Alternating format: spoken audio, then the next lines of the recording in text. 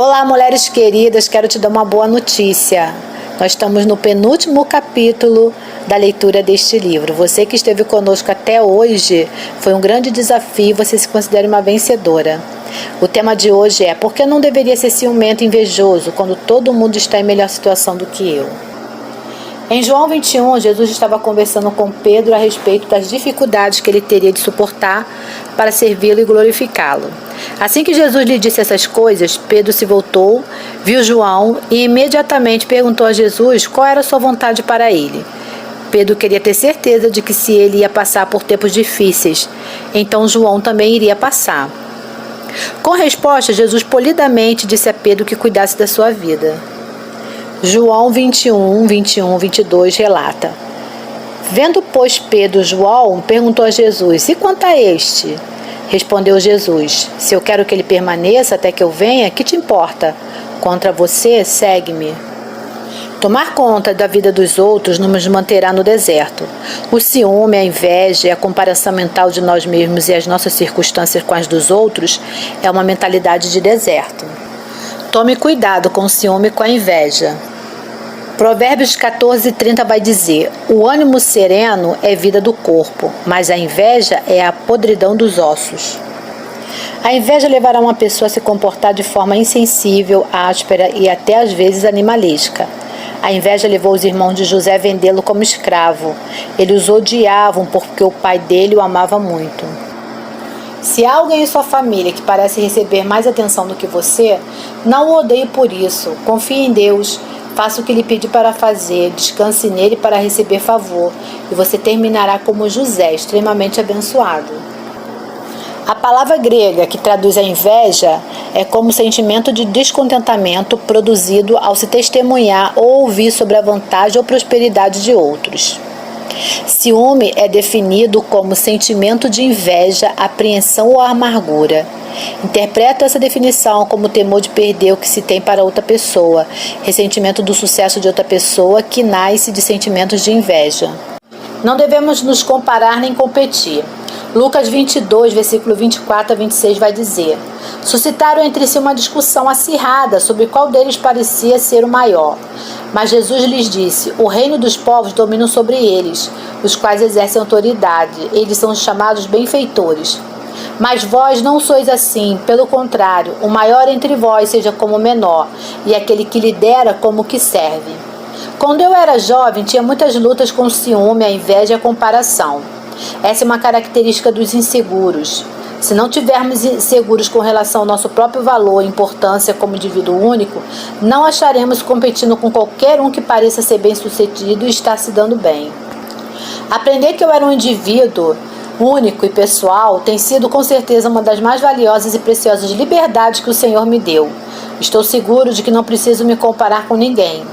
Sou sempre encorajada de que há esperança para mim quando olho para os discípulos de Jesus e percebo que eles lutaram contra muitas das coisas com as quais eu luto. Em Lucas 22, encontramos os discípulos discutindo sobre qual deles era o maior. Jesus lhe respondeu dizendo que o maior teria que ser o menor e aquele que lidera que desejasse ser servo. Nosso Senhor gastou grande parte do seu tempo para ensinar seus discípulos que a vida no reino de Deus é geralmente oposto da forma do mundo ou da carne. Jesus ensinou-lhes coisas como: muitos que são os primeiros serão os últimos, e os últimos serão os primeiros. Alegre-se com os que são abençoados. Orem por seus inimigos. Abençoe aqueles que os maltratam. O mundo diria que isso é tolice, mas Jesus disse que isso é um poder real. Evite competições humanas. Gálatas 5:26 vai dizer: Não nos deixemos possuir de vanglória, orgulho, competição e desafio, provocando uns aos outros, tendo inveja e ciúme um dos outros. De acordo com o sistema do mundo, o melhor lugar para se estar é na frente de todos. O pensamento popular diria que deveríamos tentar chegar ao topo, a despeito de quem quer que tenhamos de ferir na nossa escalada. Mas a Bíblia nos ensina que não há tal coisa como a paz real até que sejamos libertos da nossa necessidade de competir com os outros. Mesmo no que se supõe ser considerado jogos de brincadeira, frequentemente vemos a competição perder tanto equilíbrio que as pessoas acabam discutindo e se odiando, em vez de simplesmente relaxar e passar um tempo agradável juntas. Naturalmente, os seres humanos não jogam para perder, todos fazem o seu melhor. Mas quando uma pessoa não pode desfrutar um jogo, a menos que esteja ganhando, ela definitivamente tem um problema. Possivelmente um problema profundamente enraizado que está causando outros problemas em muitas áreas da sua vida. Deveríamos, com toda certeza, fazer o nosso melhor no trabalho. Não há nada errado em querer se sair bem e progredir em nossa profissão, mas encorajo-o a lembrar de que, para o crente, promoção vem de Deus e não dos homens. Não precisamos fazer o jogo do mundo para progredir. Deus nos dará favor com ele e com os outros se fizermos as coisas certas à sua maneira. Provérbios 3, versículo 3 e 4. Ciúme e inveja são tormentos do inferno. Gastei muitos anos da minha vida sendo ciumenta e invejosa de qualquer um que parecesse melhor do que eu ou que tivesse talentos que eu não tinha. Secretamente eu vivia em competição com os outros em ministério. Era importante para mim que o meu ministério fosse maior em tamanho, mais bem frequentado, mais próspero do que qualquer outra pessoa. Se o ministério de outra pessoa superasse o meu em qualquer aspecto, eu queria me sentir feliz por aquele indivíduo, porque sabia que era a vontade e a maneira de Deus, mas alguma coisa em minha alma simplesmente não o permitia. Descobri à medida que cresci no conhecimento de quem eu era em Cristo e não em minhas obras, que ganhava liberdade em não ter que me comparar a mim mesma e qualquer outra pessoa. Quanto mais aprendi a confiar em Deus, mais liberdade desfrutava nessas áreas. Aprendi que meu Pai Celestial me ama e fará por mim o que for melhor para mim. O que Deus faz por você ou por mim não pode ser o que Ele faz por outra pessoa, mas devemos nos lembrar do que Jesus disse a Pedro: não se preocupe com o que eu vou decidir com aquela pessoa. Quanto a você, segue-me. Uma amiga minha certa vez recebeu um dom do Senhor que eu estava desejando e aguardando por muito tempo. Bem, eu não considerava essa amiga nem um pouco espiritual como eu, então senti muito ciúme e inveja quando ela veio alegremente à minha porta compartilhar comigo o que Deus havia feito por ela.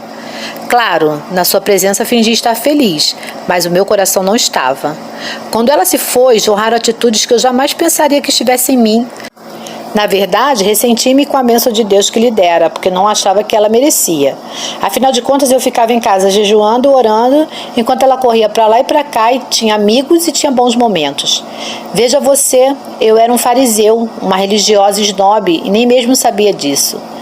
Deus coloca os acontecimentos muito frequentemente de forma que não acolheríamos, porque Ele sabe do que realmente precisamos. Eu precisava livrar-me das minhas atitudes más.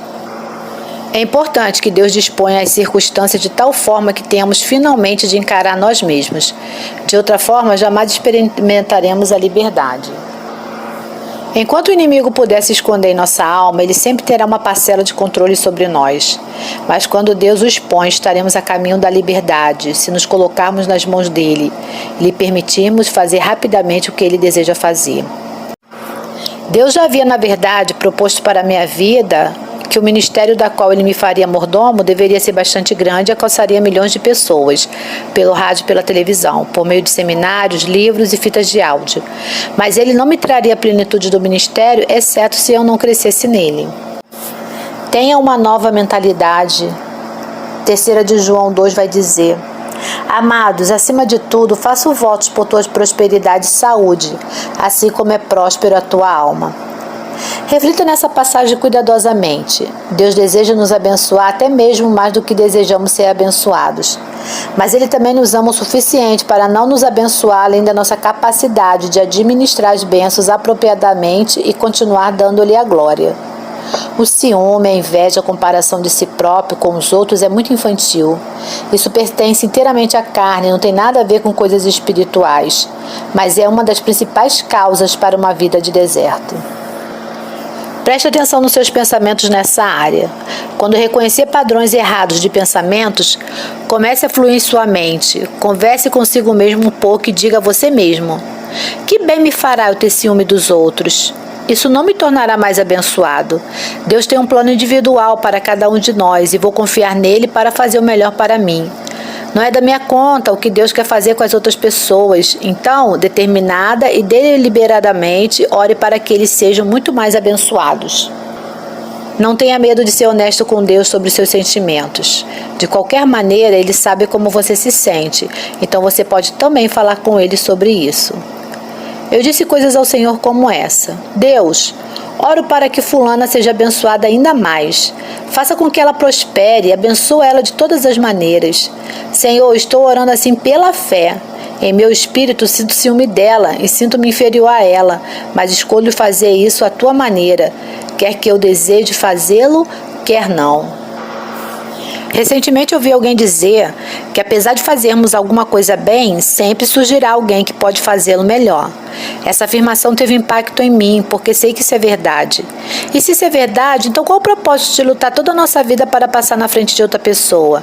Assim que nos tornarmos o número 1, alguém está competindo conosco, e mais cedo ou mais tarde aparecerá aquela pessoa que pode fazer o que estamos fazendo um pouco melhor do que nós. Deus me disse há muito tempo que me lembrasse dos meteoros. Sobem rapidamente e conseguem muita atenção, mas geralmente eles permanecem por apenas um pequeno período.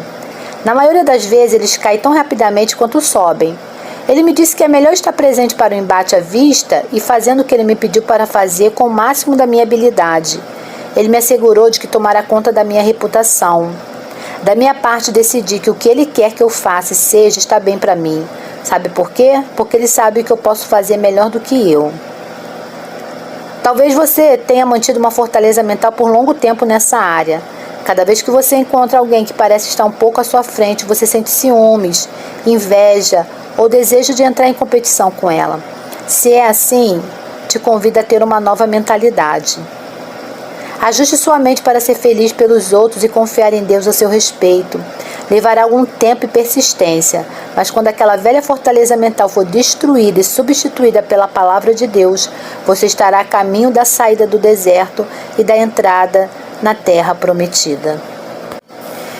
Bem, minhas irmãs, terminamos a nossa leitura de hoje. E amanhã damos continuidade ao último capítulo da leitura desse livro maravilhoso, Campo de Batalha da Mente, com o título Vou fazer do meu jeito, ou então não vou fazer de jeito nenhum. Que progresso, que felicidade, que bom que você chegou até aqui. Até a próxima leitura.